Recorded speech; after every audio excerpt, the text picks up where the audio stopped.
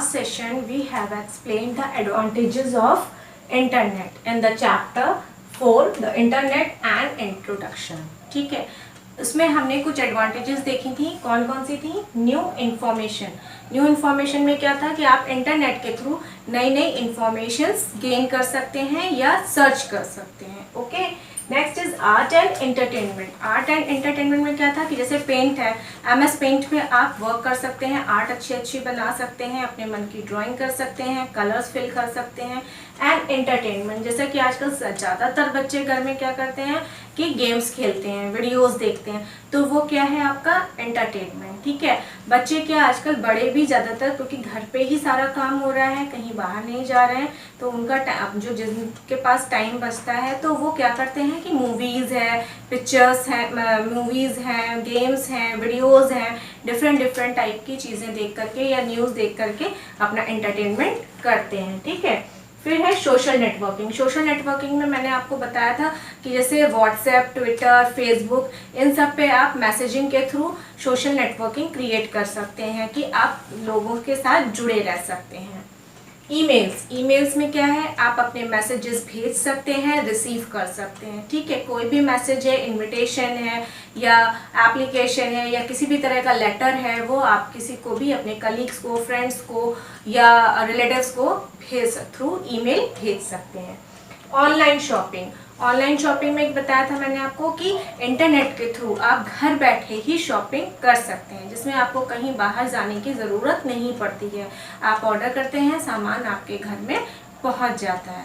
तो इस तरीके के काफ़ी एडवांटेजेस हमने बुक में आपके पढ़ी थी और हमने एक्सप्लेन किया था. ठीक है, तो ये थी हमारी कुछ एडवांटेजेस. अब हम नेक्स्ट पढ़ेंगे डिसएडवांटेजेस. तो let's open your book, page number 42. Disadvantages of internet. Internet also has some adverse effect and it is very important that an individual should be aware of these disadvantages. Some of the disadvantages of internet are, जैसा कि हमने पढ़ा भी कि इसमें internet की जो इतनी एडवांटेजेस हैं तो डिसएडवांटेजेस भी हैं. हर चीज़ की अच्छी चीज़ें भी होती हैं और नुकसानदेह भी होती है. ठीक है, अगर वो किसी चीज़ में अच्छा कर रहा है, हमें हेल्प कर रहा है, तो वो कहीं ना कहीं से हमारे लिए नुकसानदायक भी हो सकता है. तो ये हमें आज के दौर पे ये जानना बहुत ज़रूरी है कि जो इतना नेट पे हम अब डिपेंडेंट हैं तो उसके क्या नुकसान हैं. इंफॉर्मेशन लॉस, पहला है इंफॉर्मेशन लॉस. जैसा कि नाम से ही पता चल रहा है, द इंफॉर्मेशन और any important file can be easily hacked by the hackers. The internet also connects all the computer to each other, which makes it easier for hackers to scan millions of computers. As a result, they quickly identify which of the computer are open to attack. इसमें क्या है कि आप जानते हैं कि आप अपने सिस्टम पे या मोबाइल पे इंटरनेट पे यूज़ करते हैं तो साथ साथ बहुत से अपनी इंफॉर्मेशन भी सेव करते हैं, भेजते हैं. ठीक है, या रखते हैं. तो क्या होता है कि जैसे कि आप जानते हैं कि आप कोई भी बात जो चाहते हैं कि सब तक ना पहुँचे लेकिन आप 2-4 लोगों से शेयर करते हैं तो वो बहुत फैल जाती है और उसके पास भी चली जाती है जिसको आप नहीं देना चाहते हैं. ठीक है, उसी तरीके से कंप्यूटर भी है कि कंप्यूटर इतने कंप्यूटर से लिंक होता है, उसमें शेयरिंग होती है और इंटरनेट तो पूरे वर्ल्ड में फैला हुआ है, पूरे इंटरनेशनल में फैला है. तो क्या है कि आपकी इंफॉर्मेशन लीक हो सकती है. अगर कोई हैक करना चाहे, चुराना चाहे तो वो भी उसके लिए काफ़ी ईजी हो जाता है. Next is spam. Unnecessary emails, advertisements, etc. said to be spam have the ability to slow down the system and create lots of problem for the user. Spam creates confusion since important emails are also sometimes stored along with spam. Spam में क्या होता है कि unnecessary emails और advertisements होते हैं. ठीक है, लेकिन कभी कभी क्या होता है कि उसके साथ में हमारी इंपॉर्टेंट मेल्स भी चली जाती हैं. तो आप अगर एक झटके से मान लीजिए सारी आपने सेलेक्ट करी और डिलीट कर दिया, स्पैम को एम्प्टी कर दिया, तो आपकी कोई इंपॉर्टेंट मेल भी डिलीट हो सकती है. तो ये भी आपके लिए हार्मफुल है. और दूसरा, जब ढेर सारी स्पैम्स आ जाती हैं तो सिस्टम भी स्लो हो जाता है. Next is virus attack. The malware or virus threats are so deadly that they affect the system to a great extent.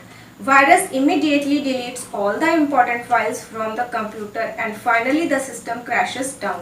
Virus, जैसा कि आपने सुना ही होगा, आजकल तो सबसे ज़्यादा फैला हुआ है कोरोना वायरस, ठीक है ना। तो ये क्या कर रहा है कि एक दूसरे को इफेक्ट कर रहा है, तो लोग बीमार हो जा रहे हैं। तो यहाँ तो सिस्टम की बात है, इलेक्ट्रॉनिक चीज़ की बात है। तो जब इलेक्ट्रॉनिक चीज़ में ही वायरस आ जाएगा तो क्या होगा कि वो भी बीमार हो जाएगा। अब उसमें बीमारी का मतलब ये नहीं है कि फीवर आएगा, उसको खांसी आने लगेगी, आपका मोबाइल खांसने लगेगा या कंप्यूटर खांसने लगेगा, ऐसा नहीं होता। उसमें क्या होगा कि वो स्लो डाउन हो जाएगा या हैंग होने लगेगा या एक ही फाइल्स कई कई बार ओपन होने लगेंगी, इस तरह की चीज़ें होने लगती हैं। जैसे क्या होता है कि जब आपको जुकाम होता है तो आपका दिमाग नहीं काम करता, समझ में नहीं आता, तो क्या करते हैं, कुछ भी काम रिपीट भी कर सकते हैं और भूल भी जाते हैं। तो उसी तरह सिस्टम पे भी है कि अगर सिस्टम में वायरस आ जाता है तो सिस्टम में भी कंफ्यूजन स्टार्ट हो जाता है और वो एक फाइल को बार बार ओपन करेगा या दिखाएगा ही नहीं, ओपन ही नहीं करेगा, स्लो डाउन हो जाएगा, कुछ भी चीज़ें उसमें हो सकती हैं। ठीक, नेक्स्ट है लॉस ऑफ फिजिकल एक्टिविटी। ये तो बहुत ज़रूरी है आज के लिए।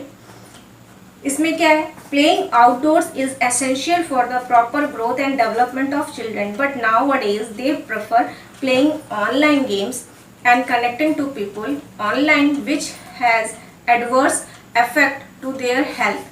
This has led to several physical ailments such as obesity, migraine and sleeping disorder. अब क्या है कि फिजिकल हेल्थ पे बहुत फर्क पड़ता है इंटरनेट का। वो कैसे कि पहले क्या होता था कि पहले बच्चे बाहर निकल के आउटडोर गेम्स खेलते थे, फुटबॉल है, बैडमिंटन है, इस तरह की चीज़ें खेलते थे। और नहीं तो अगर घर पे भी खेल रहे हैं तो जैसे लूडो है, आई स्पाइस है, तो उसमें भी दौड़ रहे हैं, छुप रहे हैं, तो उनकी फिजिकल एक्टिविटी होती थी। अब क्या है, एक जगह मोबाइल लेकर के बैठे हैं, उसी में गेम खेल रहे हैं, तो आपकी कोई फिजिकल एक्टिविटी नहीं होती है। तो उससे कई चीज़ें, कई बीमारियां उत्पन्न होती हैं, जैसे ओबिसिटी यानी मोटापा, माइग्रेन सर दर्द की प्रॉब्लम और स्लीपिंग डिसऑर्डर, नींद नहीं आती। अब बच्चों को लगता है अरे मेरा एक अटैक बाकी है, या अरे मेरे उस गेम में मेरा ये लेवल बाकी है, मेरे तो बस इतने ही लेवल हुए, मेरे फ्रेंड के इतने लेवल हो गए, चलो 2 लेवल और कर लेते हैं तो मैं उसकी इक्वल हो जाऊंगा। होता है ना ये सारी चीज़ें। या लगता है चलो गेम खेलते हैं या कुछ देखते हैं, कुछ वीडियो देखते हैं, तो क्या होता है आपकी नींद जो आ रही होती है वो भी चली जाती है, तो इसे कहते हैं स्लीपिंग डिसऑर्डर। फिर आपको नींद नहीं आएगी जल्दी, आपके सर दर्द करेगा, बैठे रहेंगे मोबाइल लेकर के, कहीं हिले डुलेंगे नहीं, चलेंगे नहीं, तो मोटापा भी आएगा। ठीक है, buying things not needed, last topic है अपना डिसएडवांटेजेस में। Internet has made shopping so easy that it has become addictive to buy things on the internet without putting much thought into it. Also for some people it can lead to a serious death. अब क्या है कि जब आप online shopping करते हैं तो क्या होता है कि आपको नए नए प्रोडक्ट्स दिखते हैं, ठीक है, तो उस चक्कर में आपको जैसे किसी चीज़ की नहीं भी ज़रूरत है तो भी लगता है चलो खरीद लेते हैं, अच्छा मिल रहा है, सस्ता मिल रहा है, अरे मार्केट में तो इतने का है, यहाँ तो इतने में ही मिल रहा है, चलो ले लेते हैं। अब ज़रूरत नहीं है, ले लिया आपने, ठीक है। अब वो शुरू में क्रेज़ रहता है, आपने उसको यूज़ किया, बाद में वो आपका पैसा वेस्ट चला गया, यानी तो आपने क्या किया, जो नीडेड नहीं थी, जिसकी आवश्यकता नहीं थी, वो भी चीज़ आपने खरीद ली। जैसे मॉल्स वगैरह में जाते हैं तो क्या होता है कि वहाँ पे सारे प्रोडक्ट्स हैं, आपने ग्रॉसरी खरीदी, क्लोथ्स खरीदे, लेकिन अब क्या है, अब आप चले गए टॉय सेक्शन में, अब आपको मन करने लग गया कि अरे यहाँ पे तो ये इतना अच्छा टॉय आया है, ये अच्छी पेंसिल आई है, ये बड़े नया टाइप का इरेज़र आया है, मम्मी प्लीज़ ले लो, मम्मी प्लीज़। अब आप मम्मी पापा भी सोचते हैं चलो बच्चों को दिला देते हैं, कोई बात नहीं, ये चीज़ें बाहर की शॉप पे नहीं मिलती हैं, दिला दिया। अननेसेसरी खर्चा हुआ, ज़रूरत नहीं थी, वही काम आपका छोटे से इरेज़र से, शार्पनर से, बुक से, पेंसिल से चल रहा था, लेकिन वही वहाँ पे आपने एक्स्ट्रा खर्चा किया, ठीक है। तो ये भी है नॉट नीडेड थिंग्स जो आप पर बाय कर लेते हैं। तो ये थे इसके disadvantages. Our next topic is internet terms, ठीक है। Web pages, when information is put on the internet in the form of digital pages, those pages are called web pages. These pages may contain links to other pages, text, graphics, videos and audios. These are often just called pages. Web pages क्या होते हैं? जब आप website open करते हैं तो जो pages में इंफॉर्मेशन अवेलेबल होती है, लिंक होते हैं, ग्राफिक्स होती है, पिक्चर्स होते हैं, वो पेजेस हमारे वेब पेज कहलाते हैं. ठीक है, जो कि एक नॉर्मल पेज ही है, उनको हम पेज भी कह सकते हैं, लेकिन चूंकि इंटरनेट पे है तो उसको हम वेब पेज भी कहते हैं. Next is website. Website is a collection of web pages which are grouped together and usually connected together in various ways. As a book contains a number of pages, similarly a website is a collection of many pages linked together. जैसे कि आपकी book होती है उसमें ढेर सारे pages होते हैं, तो उसी तरीके से आपकी वेबसाइट भी होती है जिसमें ढेर सारे वेब पेजेस होते हैं. Next is www. World Wide Web. The World Wide Web, also known as the web or WWW, was created in 1989 in Geneva, Switzerland by Tim Berners-Lee. WWW contains millions of websites which provides information in the form of text, animation, pictures, videos, etc. WWW का full form होता है world wide web. ये कब बनी थी? 1989 में Geneva में, Switzerland में. किसने बनाई थी? टिम बर्नर ली ने. इसमें क्या होते हैं? ढेर सारी वेबसाइट्स, मिलियंस वेबसाइट्स इसमें अवेलेबल हैं. जब भी हम वेबसाइट एड्रेस देते हैं तो www करके देते हैं, जिससे कि हमारा जो वेबसाइट है वो उसका एड्रेस उसी से स्टार्ट होता है और इसमें ढेर सारी इंफॉर्मेशंस अवेलेबल होती हैं. लास्ट आते हैं होम पेज.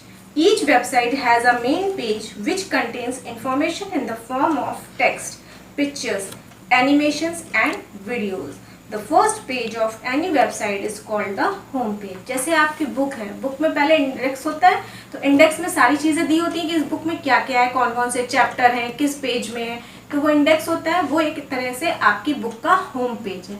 इसी तरीके से वेबसाइट पे जो सबसे पहला पेज खुलता है उसे हम होम पेज कहते हैं, और उसमें क्या होता है? उसमें जितनी भी चीज़ें वेबसाइट पे अवेलेबल हैं वो सारी चीज़ें उसमें शो होती हैं. ठीक है, तो ये आज के हमारे इंटरनेट टर्म्स थे जो कि मैंने आपको एक्सप्लेन किए. ये अभी यहाँ पे ख़त्म नहीं हुए हैं, इनको हम आगे नेक्स्ट सेशन में कंटिन्यू करेंगे. ओके, तो that's all for today and your class work is read this chapter carefully and underline the hard words, and your homework is write down any 5 hard words and learn it in your homework copy. Okay.